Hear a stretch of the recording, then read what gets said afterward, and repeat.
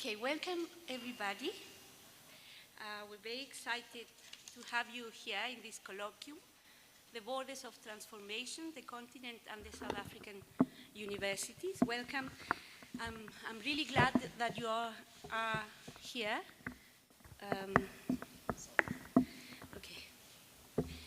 So this event reflects the collaborative spirit that defines our Faculty of Humanities. It's a joint effort between the Internationalization and Strategic Partnership Office and various entities in the School of Social Sciences, the WITS Center for Diversity Studies, the WITS Oxford Mobility Governance Lab, and the two NRF DST SARCHI chairs, one focusing on mobility and the politics of difference, and the other on critical diversity studies. As academics, we often find ourselves critiquing the choices and actions of others. Across every field, from science to the arts, we urge leaders to base their decisions on the evidence we gather and the research we produce. We also raise our voices alongside activists and politicians to call for a world that is more just, sustainable, and especially in recent years, less violent. But how often do we turn that critical lens inwards?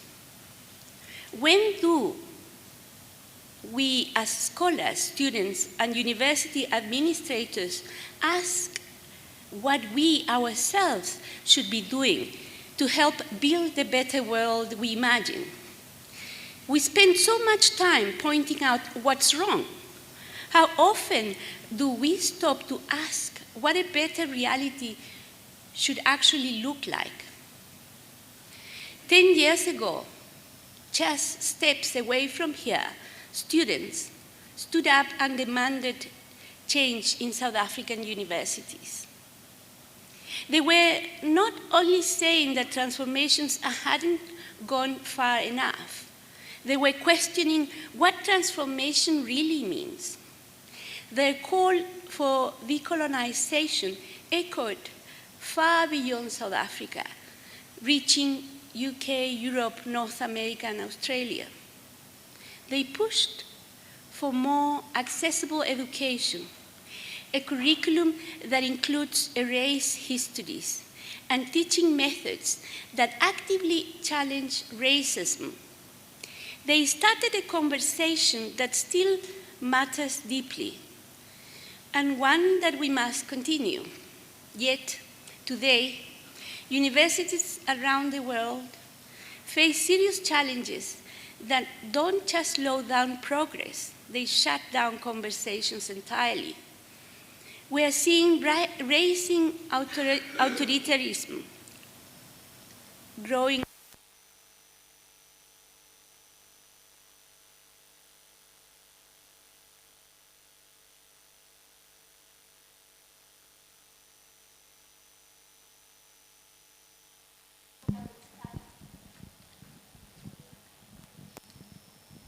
So, what can we do?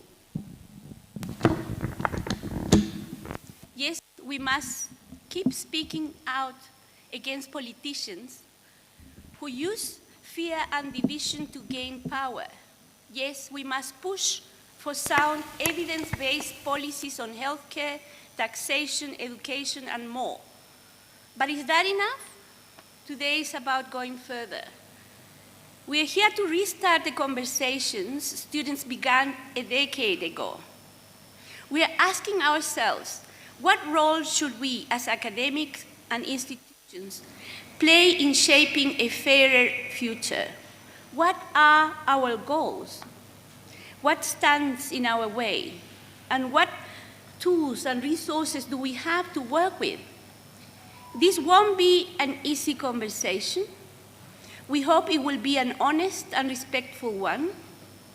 Since the Fallist movement, it sometimes feels like we've been becoming a bit like a family that avoids difficult topics just to keep the peace. But today is not the day to stay silent. Today we speak. Welcome, everybody.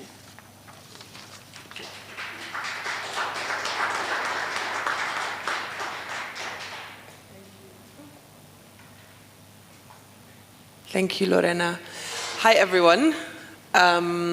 If you don't know me already, my name is Nikki Falkov. I currently run the Wits Center for Diversity Studies. So just to give you a sense of what we're going to be doing today, we've got two panels for you. The first one will be 3 speakers, after which we'll have plenty of time for discussion. We'll then have a little break, and we'll then have a second panel, 3 speakers, plenty of time for discussion. We've worked these panels out in a quite loose way. The first one is talking about the past and present of the African/South African University. The second one is trying to think about the future of the African/South African University. And just to give you a bit of a sense of the genesis of this colloquium, this was born out of a number of conversations that started happening after an explosion of xenophobia on X, which was aimed specifically at South African universities, where people were going on about how, the universities are full of illegal foreigners just getting jobs, blah, blah, blah. As my colleague Srila pointed out at the time, the foreign staff who were getting named in these attacks were always black and African. It wasn't the white American guys who were getting yelled at on X. And that made us start thinking about what it means to be a South African university 10 years after Fees Must Fall, in this age of transformation and decolonization, when these words have become so common that we use them all the time. So before I introduce our speakers, I'm just going to tell you a little anecdote to give you a sense of where I'm coming to this conversation from. I recently did my inaugural lecture as a full professor here at Wits, and I'm not telling you this because I want everyone to congratulate me. It actually happened a long time ago. It's just things move slow in this university. And during this inaugural lecture, I was required to go to the Senate room, which if you've ever been to the Senate room, you know is a very serious room. And I was required to wear a red robe and be part of a scholarly procession of myself and the head of school and one of the DVCs and the dean, and we processioned ourselves into this room, and then I gave my lecture, and the DVC who introduced it, who was very kind, said something about how this is one of the most important rituals of academic life. And look, while I really enjoyed this experience, it also made me feel really uncomfortable. Like, why in Joburg in 2025 am I enacting rituals of academic life that come from global North scholarly traditions that we all think are important, right? And it's not that this is a particular Wits thing or a particular South African thing. Universities up and down this continent love their robes and their scepters and their processions, and their ceremonies and, all of the trappings of kind of global North academia. And it really made me think, it's a trite statement now, but think about what Audre Lorde wrote about the master's tools and the master's house. 10 years after Fees Must Fall, do our universities actually look any different? Or have they just got different kinds of people working in them?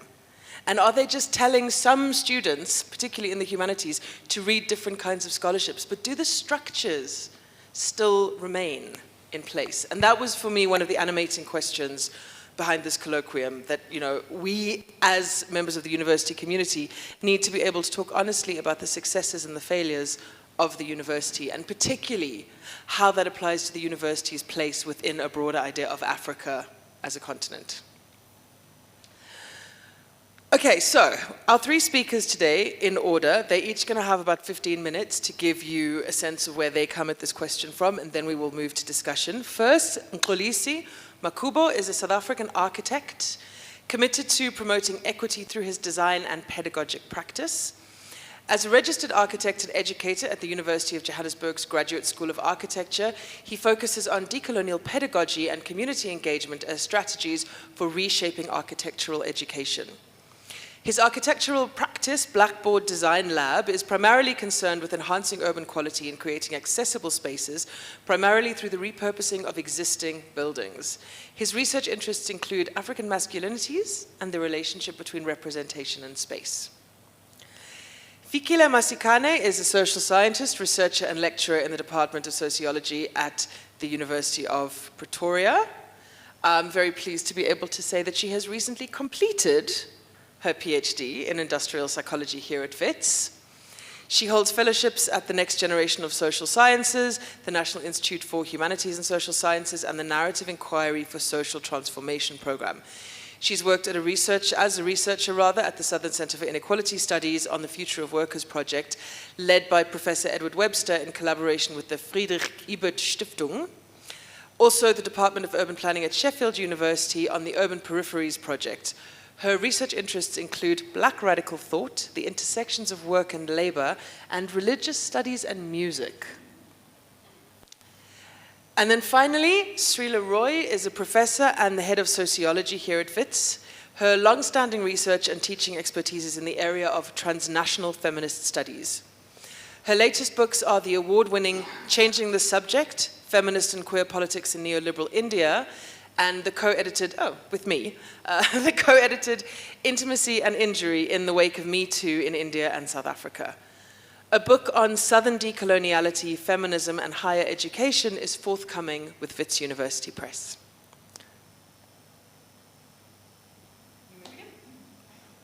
Hello, everyone. Sure, like just listening to those bios, I'm like, yo, I'm in more than I can imagine. As Nikki stated, I come to this primarily through my teaching practice at the Graduate School of Architecture, which is at the University of Johannesburg. And it's a school that tries to think of itself as transformative and tries to act on it as well. And part of the teaching practice that we've adopted, at least in my module, which I convene, the Architectural History and Theory program, is to center the city and stakeholders within the city. So some of the experimentations we've done is taking students on field trips in the inner city and like hosting film screenings there and opening them up to the public. And then kind of we've gone, like also recentering people who live in the city as experts, so an example would be taking a taxi driver who lives in JP Hostel to be kind of like someone who gives us a presentation on their experience of the city and talk us through the city. And of course, what tends to happen is that by the time you get to the bureaucracy of the university and you're trying to like pay them as experts, then you come into trouble, And so these form the kind of like sit in the background of the presentation or the provocation I hope I'll make, and I'll start. Universities are sites of various forms of power and extraction and are often elitist, remaining insulated from broader society. They retain much of their structure from their European origins, particularly in their current form. Consequently, there is a direct correlation between research outputs and interest, as well as the scale of funding or patronage that supports them. Therefore, we need to challenge the idea that universities are egalitarian spaces where knowledge is produced solely for the benefit of society.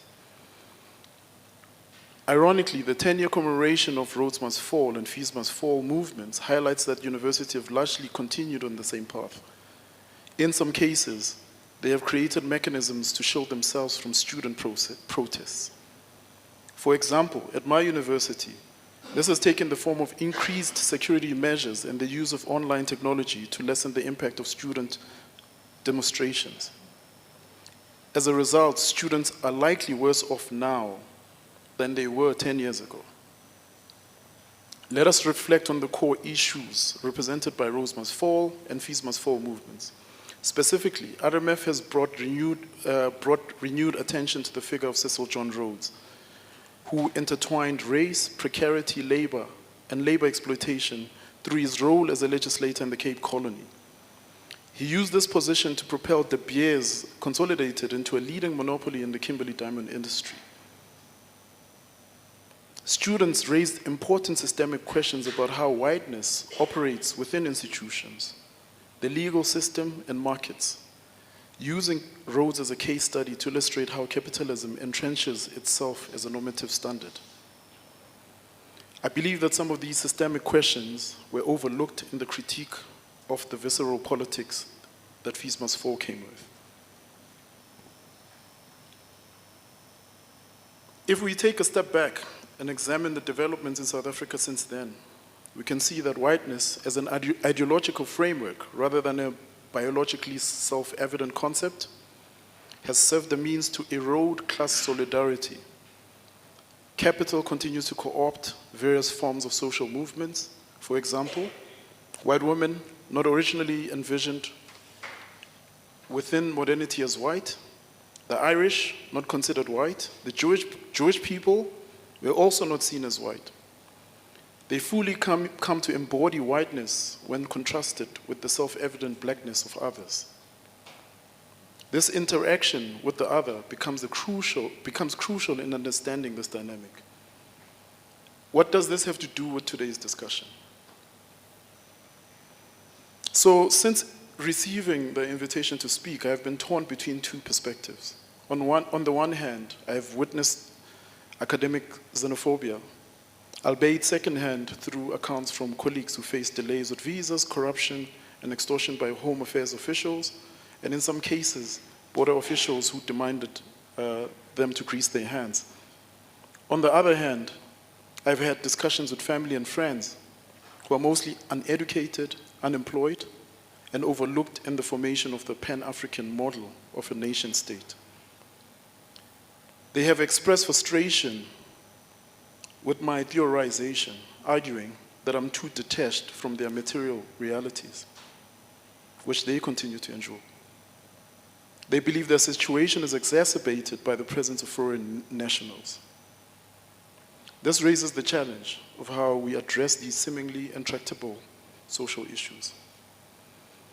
It's tempting to suggest that there's something inherently wrong with South Africans, a notion some people have indeed proposed. However, this perspective is overly simplistic and often contradicted by examples of poor communities that have fostered unity across nationalities, usually out of necessity. While xenophobic sentiments exist globally, South Africa's unique context intensifies these challenges due to its diverse populations. In many ways, this is an opportunity that we must take seriously as the world continues to ontologically blacken, to use Achille Mbembe's terms. This is where I think Fees Must Fall and Roads Must Fall become crucial in helping us think about the systemic foreclosing of our imagination. How then do we rethink the academic xenophobic sentiments as a structural problem within the framework of whiteness? Put another way, how do we think of academic xenophobia in relation to the developments of whiteness as a consumptive force? David Scott, the Jamaican scholar, would call it our conscription. To ensure that transformation and decolonization in South African universities extends beyond mere rhetorical gestures, we must revisit the systemic questions raised by movements such as RMF and FMF. These movements demand that we critically examine the issues of power, race, and capital, as well as their intersections alongside the university's responsibility to society. When looked at from this perspective, issues like academic xenophobia, visa restriction, bureaucratic barriers go beyond simple personal problems. They reflect a deeper trend of neoliberal bureaucratization that affects many areas of our lives, including healthcare, end-of-life issues, and increasingly, even our intimate relations. Additionally, it is important to remember, people outside the university system often experience these challenges more acutely, facing the consequences in a more pronounced way. Our goal is not to isolate South Africa's crisis, but places within a broader context of African and global struggles, where issues like xenophobia, austerity, and neoliberalism intersect. For decolonization to progress beyond mere symbolism, it must involve dismantling these entrenched structures. This requires us to ask essential questions. Who does the university serve? Who does it exclude? How can we reshape it to promote justice? Achieving this vision demands not only institutional reform, but also radical rethinking of solidarity across borders, classes, identities, education, and nationality, especially since these categories often enhance the efficiency of neoliberal economies at our expense. As we undertake this imaginative task, we must critically reflect on our own complicity in sustaining the neoliberal university. To borrow from Paulo Freire's concept of the banking model of education, we risk becoming participants who merely consume knowledge without operationalizing it for our society. It is crucial to recognize how we might unintentionally buffer or delay the structural changes that academic institutions must undergo. We should examine our identities, race, nationality, heteronormativity, age, ableism, and others, and how these are leveraged to protect institutions from the necessary critique and in some cases dismantling. Furthermore, we need to grapple with the challenging question of how to forgo our own privilege, rather, or provocatively, our becoming white, to ensure that we remain legible to the very communities that subsidize our work. My proposal is to consider how we can make academic xenophobia impossible by reintegrating the academy into the broader public sphere as a public good. This may seem somewhat contrived on my part, as I suggest the question is slightly over-idealistic if we do not take seriously what the academy represents for South Africans. Statistically, it is one of the most reliable pathways to upwards mobility. Therefore, we should recognize that there will be conflicts over what is perceived as a scarce resource. Instead of viewing academic xenophobia as an intractable issue, I propose that we acknowledge its existence and explore ways to build a sense of community in the broadest sense. By doing so, we can humanize academia and its relationship with larger society. This re-examination can lead us to more comprehensive understandings of the academic landscape and guide us towards meaningful changes that address both institutional and societal inequities. Ultimately, we must remember that history is relevant in this context. I go back to Rhodes and Kimberley. When De Beers monopolized minds, it also catalyzed the imagination on different forms of community where black elites, those of mixed race descent, poor white, dare I add, immigrant communities, attempted to imagine what it means to be a community beyond their class and ethnic interests. Thank you.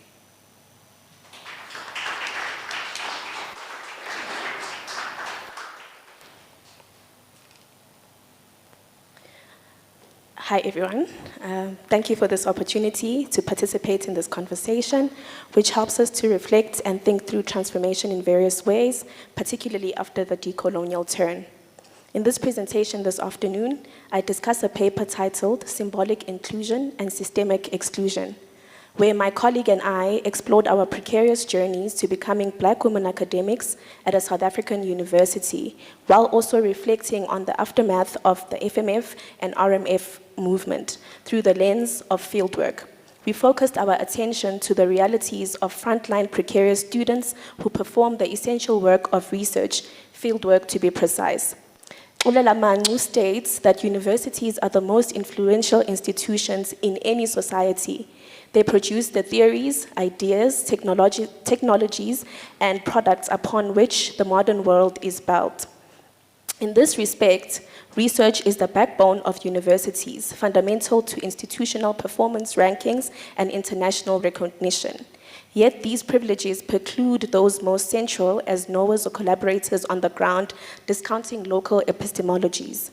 We often witness how financially marginalized Black students in South Africa face routine violence and humiliation at the start of each academic year as they fight for inclusion in universities. Education, while seen as a path to progress, is also a source of significant struggles, anxieties, and aspirations for the majority of Black students in the country. Modernity as a tool positions education as an equalizer and a pipeline, notwithstanding a precarious one, to achieving these essentials. Furthermore, education as a modern ideal holds a promise for economic emancipation and eradication of indignities caused by poverty and inequality. However, educational inclusion carries explicit and implicit costs. Between 2016 and 2023, as Black postgraduate scholars, particularly Black women feminists, we engaged in ongoing informal discussions about fieldwork. These conversations were shaped by our roles as students, colleagues, and research assistants, and coincided with our transition to PhD studies during the COVID-19 pandemic. From a feminist decolonial perspective, we interpret student protest for education as a deeper call for inclusion in the human race. Historically, Black people were excluded from being considered fully human, based on claims that they lacked reason and rationality. Western essentials are required for achieving modern personhood, joining civil society and participating in liberal politics, as Bruce argues. In the Fees Must Fall movement, as a social and academic movement in South Africa aimed at addressing the ongoing effects of apartheid, it focused on primarily rejecting racism, patriarchy, and other prejudices tied to colonial history, while advocating for the transformation of institutional cultures, academic practices, and curricula to reflect local experiences. The movement also challenged the neoliberal system that perpetuates inequality in post-apartheid South Africa, similarly to how fieldwork has become a precarious means of survival for Black women in academia who struggle to afford education. The fundamental problem here is in the relational dynamics in the university, particularly those illustrated in the fieldwork terrain. This terrain has to do with the profiling of Black postgraduate students in relation to fieldwork, leading to symbolic representation and not genuine inclusion in the orientation of research work. Indeed, fieldwork is an orientation terrain or a hierarchical paradigm which reinforces the old pattern of academic representations, inclusions, or exclusions in the academy. Moreover, neoliberalism affects Black students in academia by perpetuating financial exclusion and exploitative labor conditions. It sustains a competitive university framework that relies on precarious, low-paid work from financially vulnerable students, particularly Black women. These students often perform essential work under unsafe and unsupported conditions, using their own resources while bearing the risks and costs. Neoliberalism also devalues their contribution, infantilizes their capabilities, and prioritizes market-centered logics over repair and recognition, reinforcing systemic inequalities and marginalization. Black students become mediators between the studied Black community and the university, whose mission is to project its credential as decolonizing their operations through attending to communities which were previously seen as being voiceless. I wonder, then, if the use of the Black students as a cannon fodder in the research methods of fieldwork itself is a condition of symbolically studying the Black communities. Is this an element of continued othering, although unwittingly? The othering in this sense is based on class, where the fieldwork pattern positions the Black student as different, even elevated by status higher, even though racially and economically there are not qualifiable disparities between the student and the research sample group. Hence, we are welcome with care in the communities we work within. Our education positions us as symbols of success, anticipated to bring change in our identities as Black student broker levels of trust. We are attentive not only to the devastation of poverty and inequality, but also to the signs of community fatigue from relentless onslaught by outsiders demanding stories of their lives. We approach fieldwork or writing or teaching with critical reflexivity, and within our care work we manifest, as Toronto and Fisher argue, an activity that includes everything we do to maintain, continue, and repair our world so that we can live in it as well as possible. That world includes our perspective bodies, ourselves, our environment, all in a complex, life-sustaining web of which we seek to interweave. The research process in South Africa is highly individualistic, despite the country's high rates of violence against women. We experience heartbreak because of the inescapable psychological and sometimes physical violence encountered in the course of work. For example, Zanele, who was a PhD student then, struggled emotionally after working with genocidal archives, while on the other hand, Tatenda managed to manage multiple jobs, taught and worked on his PhD, often sleeping on his foam mattress in his office. Tragically, both these students passed away within 6 months of graduating, with their contributions celebrated but little acknowledgement of the harsh conditions that contributed to their deaths. In one case, a student contracted COVID-19 while on assignment, and her hospital bills far exceeded her wages. In another case, a student was sexually violated during fieldwork and had no support from the university, let alone an emergency contact. This highlights how institutional violence and negligence severely impact Black PhD students, sometimes leading to fatal outcomes and contributing to their underrepresentation in academia. It emphasizes the importance of mutual listening and support among Black scholars as a form of decolonial feminist care. This practice helps uncover and address the systemic violence they face, fostering resistance and empowerment in their daily lives. Fieldwork constitutes new forms of work, often precarious, organized with the aim of ensuring that employers can avoid the obligations imposed by generations of trade union organization and struggle. We perform labor-intensive work under short contracts with low pay, without life, health, injury, death, or pension protection, resulting in severely casualized labor. Wages are routinely late. Our contracts require the use of our personal resources, such as laptops, mobile phones, and numbers, which opens us up to contact with communities in duress or predatory man long after we exit the field. The university shifts the responsibility for safety and work-related risks on individual researchers, relying on low-cost labor and avoiding institutional accountability. Social inquiry is invasive. In exchange, we ask communities to sign our so-called ethics agreements, which exempt the university from any meaningful responsibility towards them. We experience disillusionment and struggle with feeling like sellouts as we become the vehicle used for exploiting Black communities and thereby becoming complicit in the violence that sustains the status quo of inequality. We argue that Western epistemes currently inform research methods, where ideas around ethics and terminologies such as research assistant, field, data, and data collection collapse the rich tapestries of Black lived realities while devaluing frontline workers, thinkers, and communities' contributions to knowledge production. In conclusion, as we think through transformation after the decolonial turn, we must consider the important aspect of universities, which is research.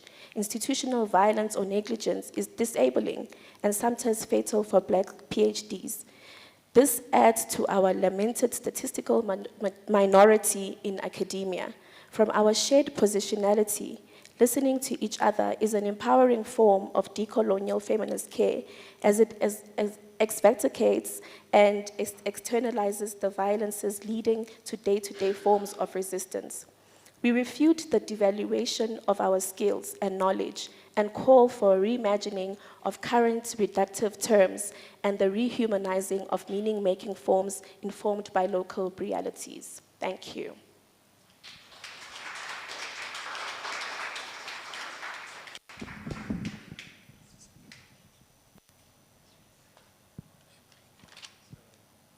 Okay, yeah.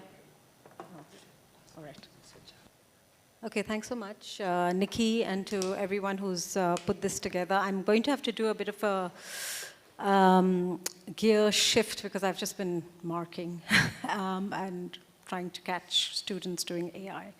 But anyway, what I'm going to do is read some bits from this, this forthcoming book, which is essentially looking at just some issues around decolonization, transnational feminism, and higher education across India and South Africa. So it's more like a collection of essays. It's a bit polemic in style, and you might see that reflected in what I'm about to say.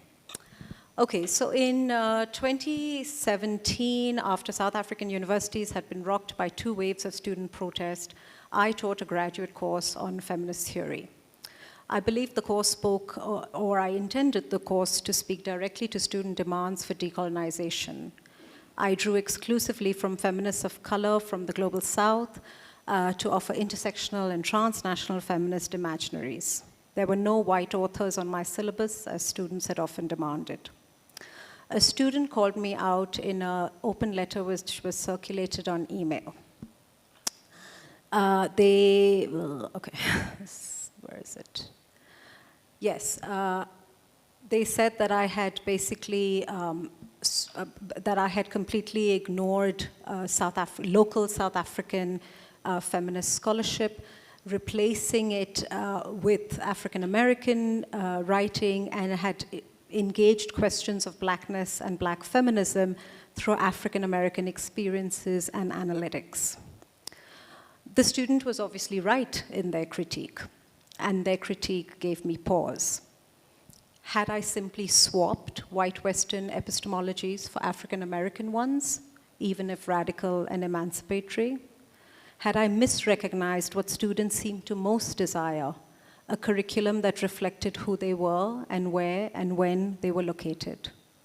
At the same time, the students' criticisms implied other questions, such as whether decolonization equaled the centering of local content alone. Did decolonizing the curriculum amount then to Africanization, or even South Africanization? What did such desires make possible as well as foreclose?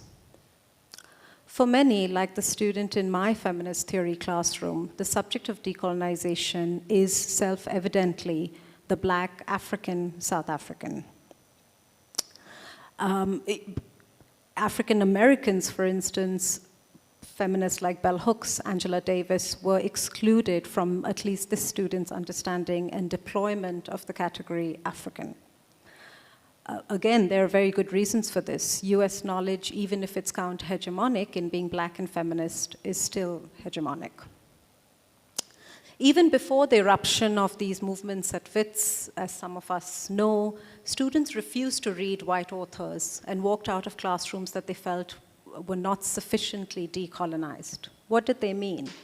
That the course did not include African perspectives or epistemologies and remained mired in coloniality or Eurocentrism. Students additionally experienced a shock at the lack of black African staff in, for instance, the politics department in the School of Social Sciences here, where there was quite a significant transformation memo which was circulated just before the movements broke, actually. Concerns that began with issues of demographics and representation moved to questions around curriculum and content. Why was only Western political theory being taught, they asked? Why was it always Foucault? In many ways, decolonization at the time, and certainly after, has indeed come to be equated with Africanization. For Rhodes Must Fall at the time, to Africanize was not merely to add something African into an existing mix, but to center knowledge on and from Africa as a way of countering coloniality or Eurocentrism.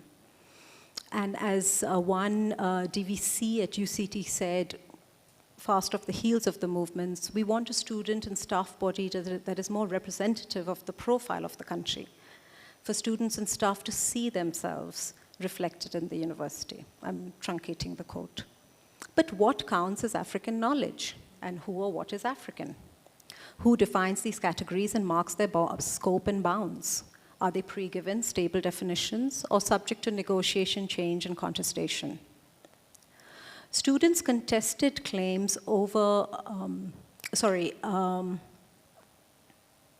if the student in my class was asking questions about who was the African in terms of location, the same kinds of questions were being asked in the politics department in the same building.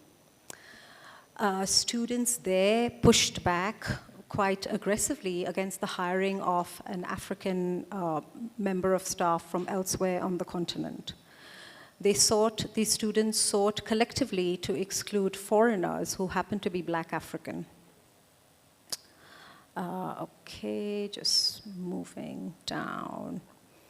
Okay, in 2015, when the Fallist movements began, South African university staff was predominantly white, even as the numbers were lower than before. Black Africans were underrepresented, and coloreds were the worst off. Core to then the Fallist demand was the transformation of the staff body with greater diversity along racial and gender lines. And here I want to flag something that Suren Pillay has said quite recently in a book called Predicaments of Knowledge. No. Anyway, it might well be outside, but it's a very good book and I highly recommend it. So Suren talks about the dual goals of what he calls demographic justice and epistemic justice. So demographic justice obviously means actual bodies that are excluded, who are marginalized. But what is epistemic justice? Epistemic justice refers, for Suren, and in the very specific context of apartheid and post-apartheid South Africa, bodies of knowledge that South Africans could not access because of their particular apartheid history. So you have bodies excluded, and you have forms of knowledge or epistemologies excluded. And Suren's question is, quite simply, do these goals map on? Does the goal of demographic justice meet the goal of epistemic justice? So that's just one thing to flag and keep in mind. Or to put it differently, does the inclusion of the right demographics in terms of gender and race guarantee the inclusion of marginalized knowledges from most of the world, or epistemic justice? As per national and university hiring policies, the goals of demographic justice can only be met through the greater representation of Black South Africans. The Employment Equity Act, which you probably know and I won't rehearse, stresses race, South African birth descent, and even the direct experience of apartheid. In a well-known case at UCT, which most people know about, there was a member of staff vehemently opposed the hiring of an African woman against a Black South African woman as the Dean of the Humanities faculty, based on the fact that the African candidate had been naturalized, so they were a permanent resident of this country, but they had been only naturalized after 1994 and had therefore not experienced the horrors of apartheid. The opposing staff also suggested that Indians and coloreds had suffered much less harm than the Black majority during apartheid. Now, while this might seem like a kind of odd extreme case, I've tried to suggest that there have been more and more of these cases during and after the movement. For instance, students in the politics department aggressively opposing the hiring of a Black African from elsewhere on the continent. In the aftermath of these movements, we also see a definitive shift on the political terrain in South Africa. As we know, South Africa has periodically had very violent, coordinated outbursts against migrants from other countries, most of whom are poor and precarious workers. But it is fair to say that this kind of xenophobic politics, as we call it, has moved from the street to the parliament. We have a whole new set of political parties whose entire mandate or platform is anti-immigration and xenophobia. So contemporary political parties have catalyzed citizenship as the ultimate arbiter for inclusion and exclusion. Citizenship underlies the new kinds of identification, attachment, and interpellation made available by decolonization. While the hiring of, as I said, the hiring case at UCT received widespread criticism, it was certainly not then, nor is the only one. University recruitment, in fact, has become a thick terrain of contestation, with clear lines being drawn on the one hand to separate the Biko blacks from the really black, and on the other hand to divide locals from foreigners. As part of the transformation of higher education in a globalized, in the immediate aftermath of apartheid, the South African government embraced staff and students from elsewhere for very specific reasons, which I won't go into. The bulk of international staff was certainly from other African countries, such as the neighboring Zimbabwe. Data from 2000 to 2017 shows that international staff numbers are low, an average of 11% in South African universities, with mostly academic staff from neighboring countries. Zimbabweans, for instance, account for 25%. Only WITS and UCT have larger numbers of international staff, at 24 to 25%, and appear to attract academics from a wider swath of countries beyond just the African continent. A 2019 report of the ministerial task team on recruitment, retention, and progression of Black South African academics stresses the importance of international staff under the banner of internationalization, as most universities do. Needless to say, though, I think the main take-home point is that international staff numbers are very low in the country. And one could, open question, could argue that the question about transformation is to be fought amongst the locals themselves, with internationals making very little dent in whether a South African university is actually transformed or not. Having said that, what we are seeing more and more is the periodic media-generated moral panic against the hiring of international staff. As Nikki said, and some of you might have followed, and what I think is very evident is new political parties have orchestrated Twitter X trolls who periodically go online, target and name members of staff who happen to be Black and African and foreign, and generate this kind of completely misleading news and information that South African universities are actually hiring foreigners over qualified locals. Interestingly enough, South African universities have not chosen to, at least not collectively, respond to any of these charges. So one might argue that, except for acting as an easy distraction or a dog whistle, as migrants tend to world over, international staff are really not falling within this conversation around transformation. Okay, I think I'm just going to conclude by saying that South African universities seem to be in a particular sort of crossroad where they face a tension between the ideals of internationalization and Pan-Africanism on the one hand, and deracialization and decolonization on the other. For a truly decolonial university, a new generation of teachers and educators cannot simply be of a different color and gender than previous apartheid ones, and that's the demographic justice that Suren Pillay is talking about.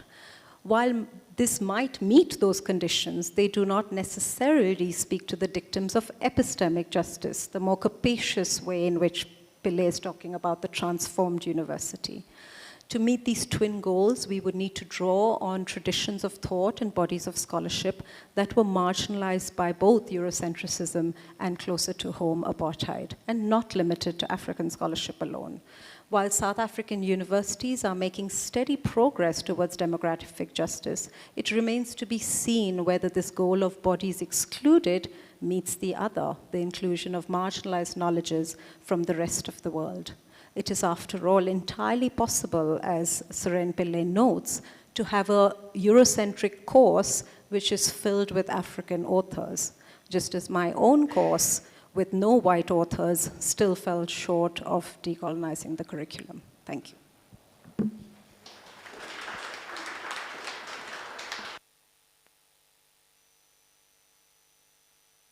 Okay, thank you so much. 3 very powerful interventions into this really complex field.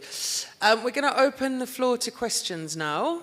So if anyone has any questions that they'd like to ask the speakers, now is your chance. If you do have a question to ask, please keep your question relatively short, and please start by introducing yourself. Just give us your name and tell us who you are, where you're from. And for those who have joined us online, unfortunately, we don't have a capacity for you to speak, but if you would like to post your questions in the chat, I will read them out to the speakers and share them with the room. So while you are all collating your ideas and your thoughts, I'm going to take chair's privilege and start by asking a couple of questions myself. Okay, so Mxolisi, I'm going to start with you. You mentioned something, I think I actually wrote the phrase down somewhere. You mentioned something about how whiteness erodes class solidarity, which made me think of the work of David Rodinger, The Wages of Whiteness. I don't know if people are familiar with this. It's a really, really strong piece of work. It's a kind of historical analysis of how working class whites in the US at a certain point in history, there was a kind of a massive push to get them to overinvest in whiteness to stop class solidarity happening with other poor people. So white people in the early 20th century were basically told being white is so great and it makes you better than all these other people. So if they're also poor and they're also in the same shitty situation as you, don't worry because at least you're white. So at least you have that. It's a very clear argument. And this is an idea that I've drawn on quite a lot in my own work, so it really jumped out at me. But then what jumped out at me even more was right at the end of your talk, you talked about the kind of emergence of the gold industry as a moment of radical possibility. That there was this moment when poor whites and black people who were moving into education, into more educated positions, and mixed race people of whom there were suddenly more than there had been before, were in a place like Joburg, right? We're living in Joburg, and suddenly there was this moment of a kind of a radical transracial possible solidarity. I was wondering if you could just say more about that. I think to be clear, it was the diamond industry. Diamond industry. Kimberley, right? And for those who might not be familiar with the developments of Kimberley in the 19th century, 10 of the 20th, there was an existing black elite who, people like Diosocha, people like Soplaki would constitute that black elite, right? And in some ways, one could argue, and they argued that themselves, that their education and Christianity had moved them up the ladder, you know? So they could not identify with the blanket natives, as they were called. So these are the working class, right? But what that moment, for me, what is interesting about that moment is that when all of them, so the monopoly, the De Beers monopoly comes together, I think, in 1887 or 85. And at that moment, what starts to happen is that working class white people end up being poor. And they are now explicitly black, like the others, right? And then there's a kind of unionization and all these formations of like class solidarity where people are like, hey, we are all screwed. And now for the first time, let's actually think about what it means to constitute a society, right? And for the first time that we also have to start developing a radical black movement, you know? And we must remember here that like the animation of black radical traditions is not imagined here like as some people would think. And I would even argue that the RMF students were aware of this. It's not, they don't take it for granted that like race is self-evident, right? So it's also a critique of that. But also they are aware that it organizes temporarily so that one thing can be done, right? So we shouldn't be naive about like this kind of like solidarity forming together and then the next challenge comes. So in my thinking about kind of like how we start to think about through the framework of whiteness, is that it allows us to remember that, like, in fact, even some of the black people, the black elite, at some point were white, right? So what does that do? It allows, I think what it offers us is a criticality in how we deal with systems that continually try to co-opt us into them. And then you quickly close the door behind you. And I think if we go back to, I was unfortunate to have graduated by the time RMF happened, but I think it was really radical because students were seriously thinking about the systemic make-up of society, but also critically thinking about the relationship between the university as a social good, right? And that thing is crucial because then they were not, the frameworks were not thinking of the relationship of society and the thing that is the university. They were in fact saying, like it happened during Apartheid, how do we break the walls of wits and actually make education accessible to everyone? And so I think it's an interesting moment to pause and recenter whiteness, because I think part of the obfuscation that has happened is that we take it for granted that we are not all implicated in this thing that is about exclusion. And I think we all know, I'm in a room with academics, late capitalism co-opts all of us and ensures that one, as a black man of a particular age, who speaks in a particular way, who has been educated in a particular university, I am allowed to access and experience the world in particular ways. And what I was suggesting here is what happens if we actually acknowledge that and the fact that that is happening?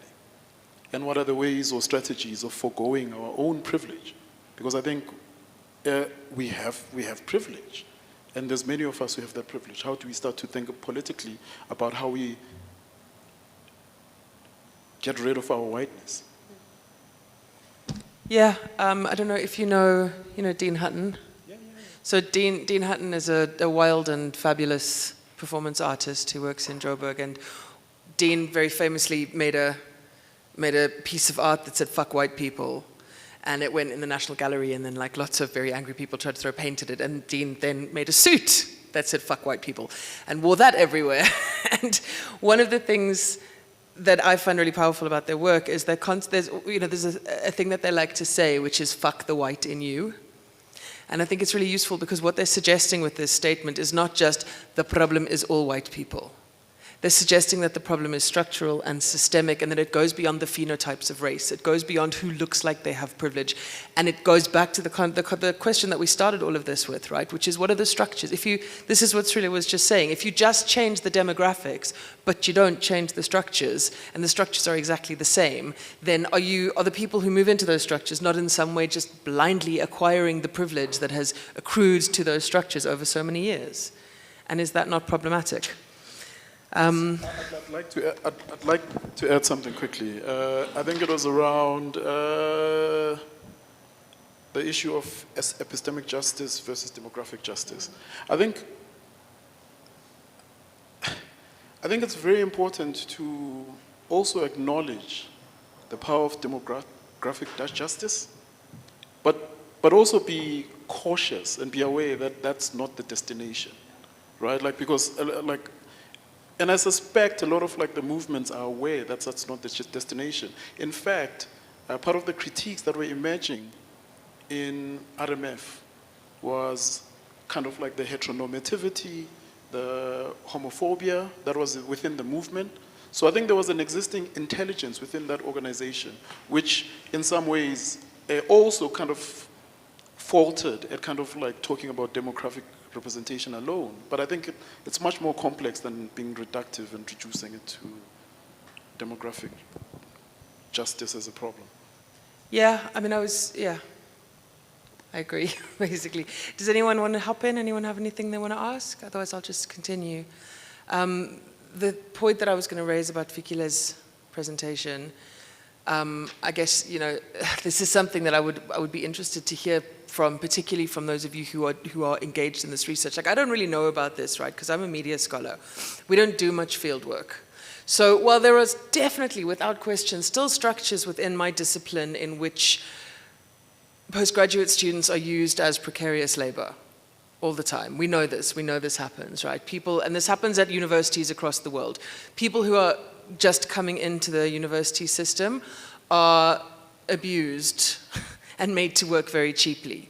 But in the discipline that I'm in, this is very seldom actually going out and expecting people to do very intense, emotional, difficult community work. It's more like expecting them to, go to a newspaper archive, which is also important labor, but has a different connotation from a personal perspective and from what's expected from you. So, I would like to know from those of you here, because I would imagine there are a lot of people, most people here are within the more traditional, as they're imagined, social sciences. What would it look like to have a kind of, Fikile called it, she said that research is individualistic. What would it look like to have a form of research that's not individualistic? What would it look like to be able to do this kind of knowledge production in a way that's actually less exploitative, or possibly utopian, and a utopian way of thinking, not exploitative at all? Like, those of you who do this kind of labor, do you have any thoughts about how, and I don't mean just the very basic stuff of research assistants should be paid better. I mean, how do we design work like this? How do we design projects like this in ways that make it clear that everyone who is involved in them is a co-creator of the knowledge, and it's not just that there's a PI professor with a load of funding at the top, and that funding is then allowed to trickle down to precarious workers at PhD level at the bottom who are expected to engage with communities, who are expected to give up their stories just for the glory of being part of knowledge production. You can see a lot of nodding, but no hands.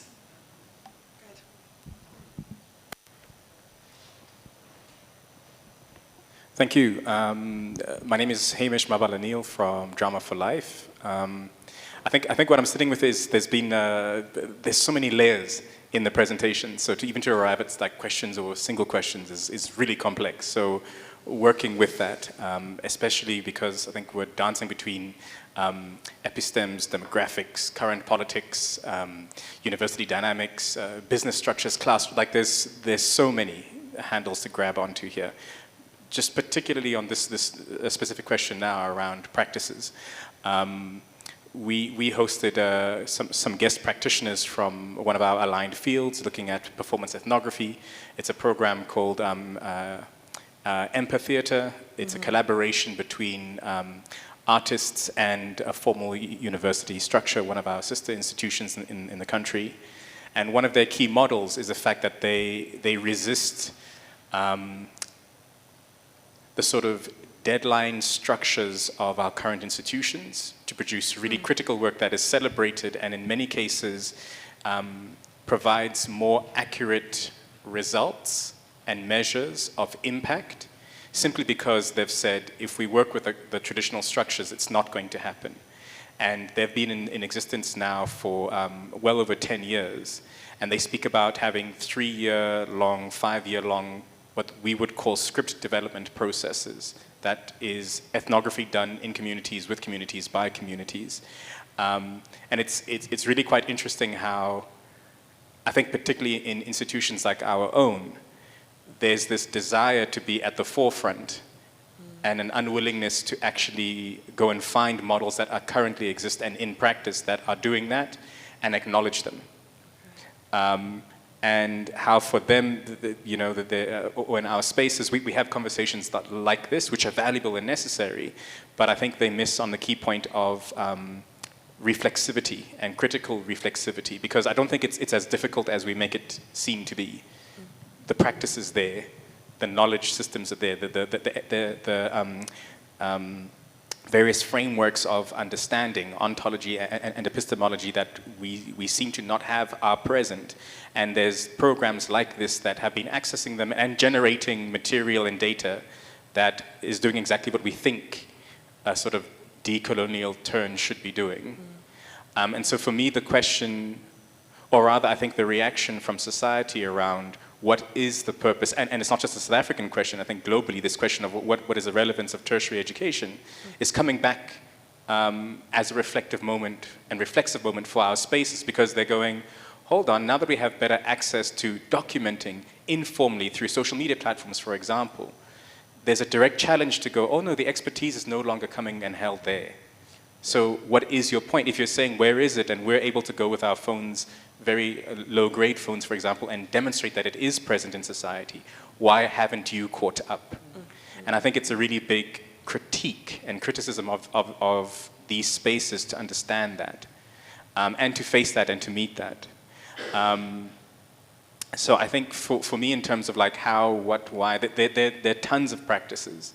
I think the arts, in one sense, naturally do that because what inadvertently has happened, and I'll conclude here, is because of looking at the COVID phenomenon as a highlighting of this, being labeled non-essential, means that you already fall out of the sort of hegemonic trappings governed by economic structures and policy, and so we've been excluded for long enough.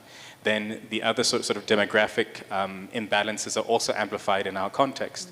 So makers in our field have had to develop practices that are outside of the sort of hegemonic and mainstream. So their practices are there. It's just how are they allowed in, and when they're celebrated internationally, why did it then get highlighted in our context? And I think that is something that we see in our practice continually. A lot of South African and African practitioners are celebrated internationally and then retrospectively studied in our own context. Yeah, absolutely. Thank you. That's a lot of really, really good, really dense points. Okay, I'm going to move to a question for Srila that is coming from the Zoom call. This is from a Zimbabwean Swiss master's student named Kingdom Karuo, who says, to what extent can we understand the institution of academia as a kind of secular church, complete with its own scriptures, doctrines, priesthood, that would be us, and rites of passage, governing not only what counts as knowledge, but also who is authorized to produce and validate it? And if historically Black people have largely been excluded from the curation of this intellectual tradition, does our striving towards its sacred centers, its Ivy Leagues and elite institutions, through rigorous initiation and high-level assimilation, merely affirm our belonging while also reinforcing the very structures that once excluded us?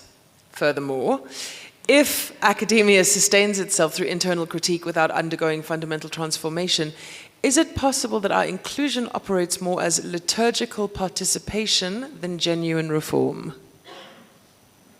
That's a nice religious question for you. But I suppose the question is trying to ask maybe two things. One is inclusion transformation, right? Was that towards the end? Yeah. Yeah.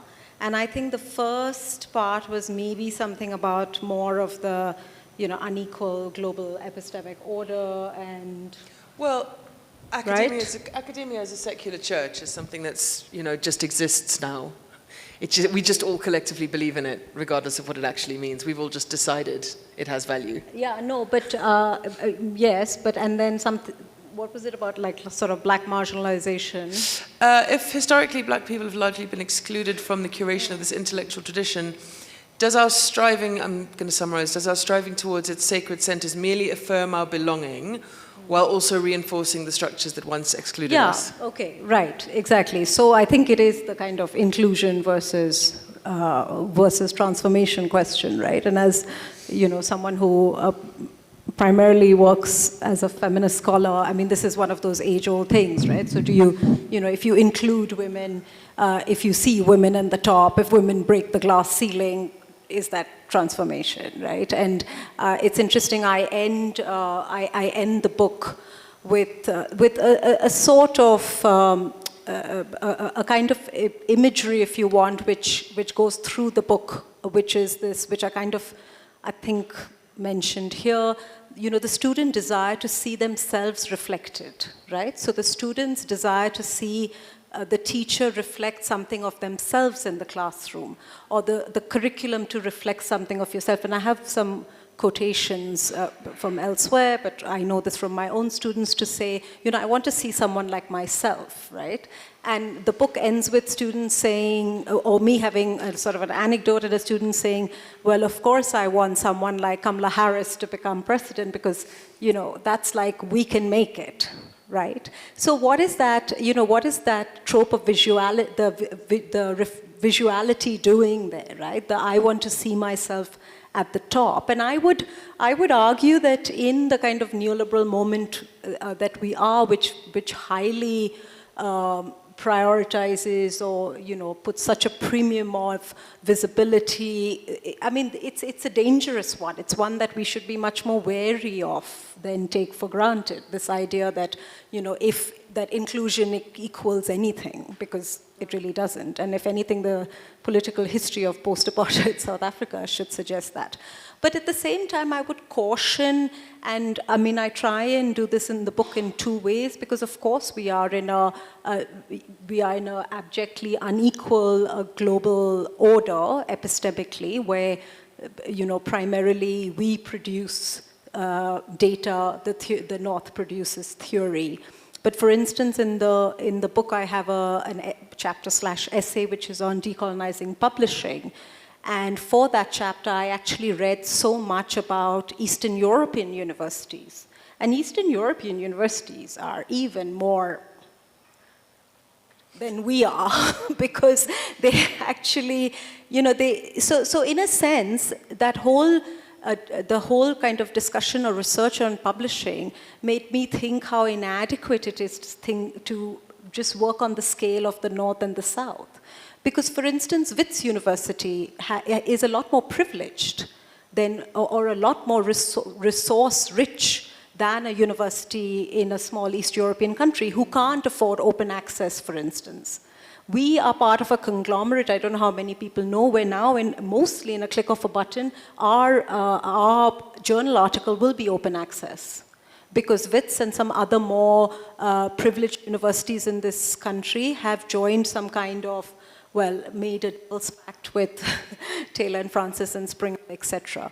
But a lot of other places don't have that. So there are two ways of thinking about this, is what I'm trying to suggest. Of course, black forms of traditions of knowing as well as bodies have been excluded.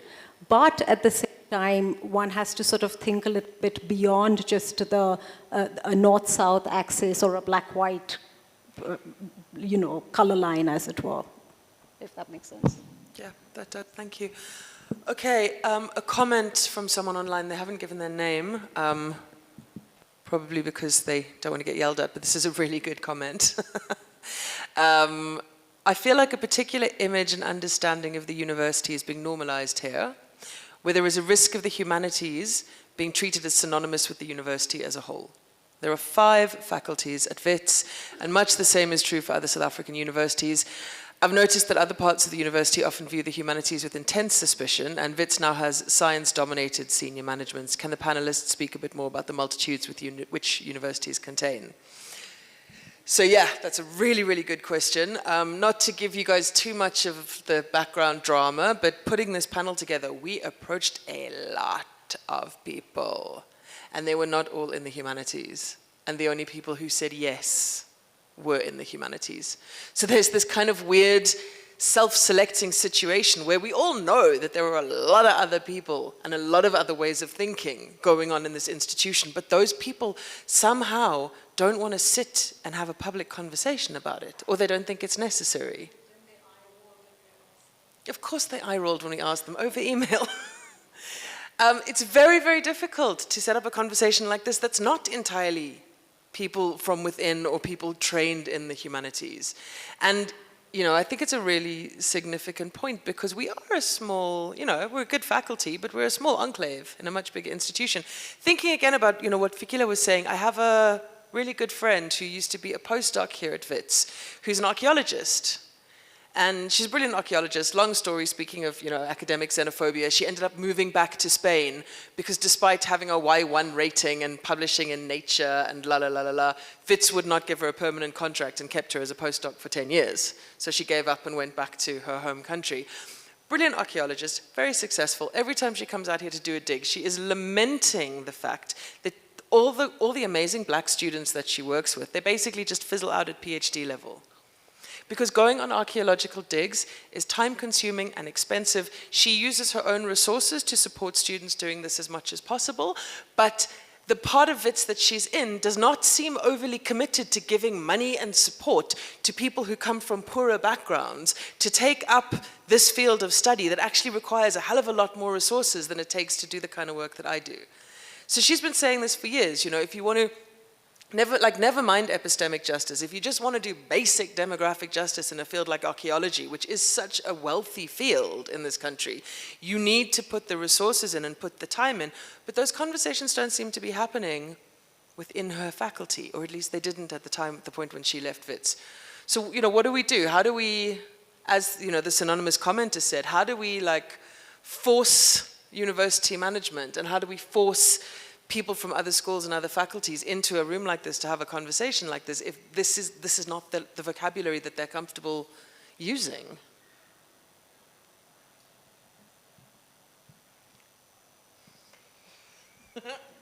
Samia, I know you've got something to say. And I'm not saying those conversations aren't happening, and I'm not saying it's that only people in the humanities care about this. That's not what I'm saying at all. But it does seem to be that within the humanities we have a particular set of questions that we ask and a way of asking them that we are generally quite comfortable with.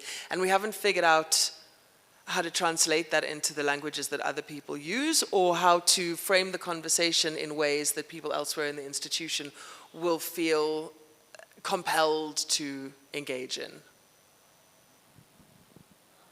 I do think that Fees Must Fall did try and actually engage other faculties.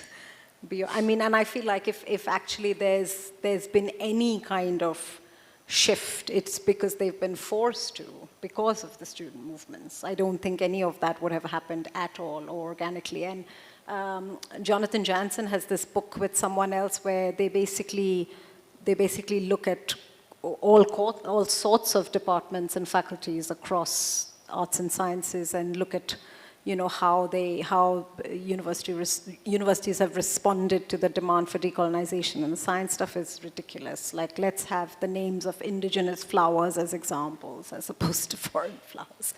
But I don't know. I think a different way of thinking about this is that, you know, it's obviously resources. I think we are so poorly resourced that I think we would feel the pinch of, you know, if students decided this was worthless and left, or if the university. But besides that, what I really wanted to say is, why is a whole president of the most powerful nation in the world going for the humanities? I mean, that should actually be really, you know, of concern. That the humanities, however insignificant, the arts, whatever, I mean, that's what he's going for. Yeah, I mean, you know, I'm a Center for Diversity Studies. Salim, and then Samia. Thanks. I think this is also a really crucial question. And while our universities rhetorically make a big deal out of multidisciplinary work or even transdisciplinary, we're still stuck in concrete ways with what Ernest Mandel a long time ago called vacht idiotimus, silos. And, you know, I just think of, for example, somebody who died a few weeks ago, Stephen Rose. Is a geneticist, but somebody who has made some incredible, who's taken incredible positions around racism, around imperialism, around what's happening with the Palestinians, and he's a geneticist. His partner, Hilary Rose, as well, has done the same. So, you know, for me, I have a daughter who wanted to do history and genetics. She wasn't allowed to do both. you had to be with the hard sciences, they call it, or the social sciences and humanities. So very much like decolonization or social engagement, there is the rhetoric, but the way structurally the university functions and how it operates doesn't allow you. I think these issues we are talking about is as relevant to engineering or medicine or genetics.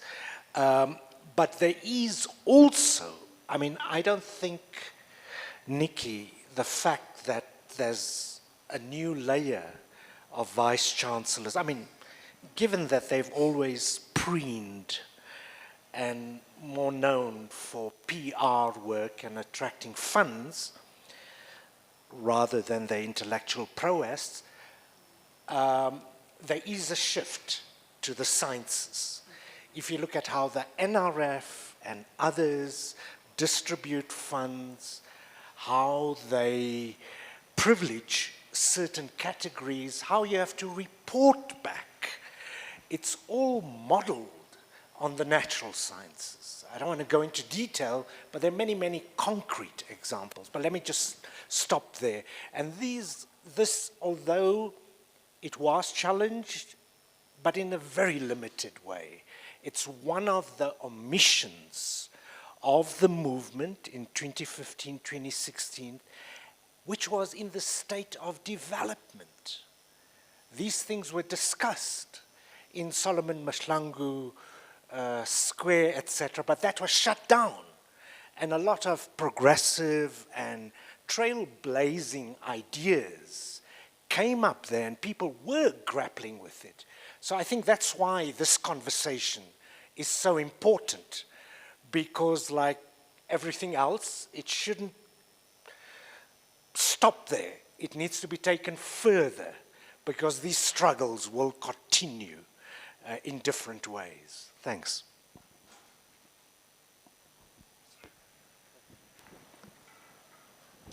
Thank you very much.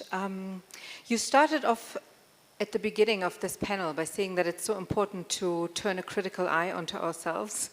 And so I would like to invite us all to do that by stating that sometimes it is perhaps not a matter of expecting people to come to us, but find places to go and find people elsewhere. To the point of, the humanities and working outside the humanities. And in fact, we talked about this a little bit when we organized this session in terms of the venue that we chose. We deliberately, for example, did not want to go to the graduate studies room in the humanities, although it's a wonderful venue. But we thought we wanted to be here in the library, and we thought maybe this will really, not mark this as a humanities event. And here we are. But I think these are very important conversations. The other thing that I wanted to just note, and this is perhaps with a hopeful note. Last year I was at the Durban University of Technology in their teaching and learning in Bizo. And it was really interesting to see presentations from across the academic spectrum. I can think of something about appreciative inquiry and accountancy, for example, which I thought was fabulous, And just very recently, earlier last month, there was an interfaculty symposium here at Wits University on sustainability, inequality, and climate. And it was really quite mind-boggling to me how many of these conversations overlap in terms of, it's not always under a decolonization, banner, but it often speaks to issues around inequality, inclusion, decolonization, and it was across the institution and across all the faculties and all the disciplines, and in many ways also, Salim, very often truly multidisciplinary. And so I do think that this is possible, and perhaps, these are the kind of topics, themes that we have to find that actually truly will bring everybody together. I thought this was a really successful example, and I encourage you to engage with the program and see all the people that presented their work truly from across the institution. Thank you. Thank you, Samia. Okay, we're going to have a little break. I'm just going to read one final comment that's been left on the Zoom call. This is from someone called Kahwa Saddam, forgive me if I'm mispronouncing your name, who's a Ugandan Wits student of urban management, who says, I think our seniors need to understand that as we build our career, fair treatment is paramount and not just to be exploited. And I think we can all agree that that's necessary and a good point to end. So we're going to break now for 15 minutes, and we'll come back and have the second half of the conversation where we try and talk about the future of the university. Thanks, everyone.